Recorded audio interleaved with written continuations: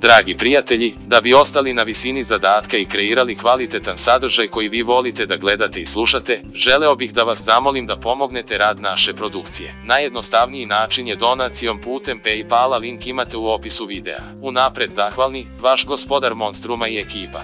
Dragi moji monstrumi, pre nego što krenemo na video želim da vas zamolim da se subscribe-ujete na moj kanal, da lajkujete, komentarišete i podelite video. Vežite se, polećemo.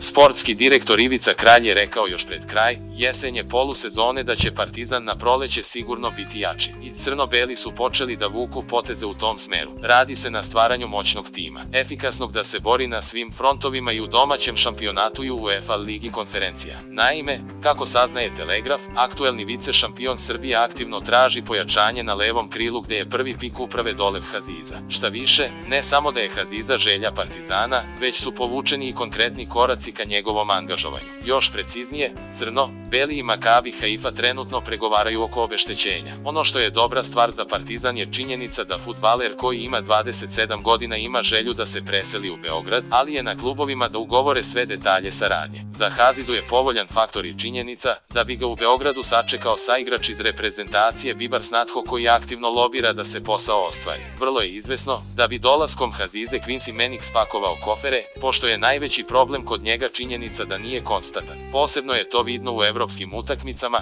gde ne pravi veliku razliku, mada će navijači Partizana sigurno da mu pamte onaj gol protiv Sparte Prag prošle sezone u Ligi konferencija. Domaća javnost je Hazizu najviše upoznala ovog leta pošto je sa Makabi Haifom izbacio Crvenu zvezdu iz kvalifikacija za Ligu šampiona. I ne samo to, već je potencijalno pojačanje Partizana imalo ključnu ulogu u prvoj utakmici kada je sa 2 asistencije bio najveći faktor pobede nad Zvezdom. Potvrdio se Haziza i u grupnoj fazi takmičenja gde je na 3 utakmice upisao 1 asistenciju u konkurenciji velikana poput Benfike, Juventusa i Paris Saint-Germaina. Izgleda da sportski sektor radi odličnu stvar. Koliko para toliko i muzike, ali glavna poenta je da za onoliko para koliko imaš, dobiješ vrhunski orkestar, zapravo pravu simfoniju na terenu. Ovaj momak je ono što nam fali. Bravo Ivice. Zamalo da zaboravim. Za druge se navija, Partizan se voli.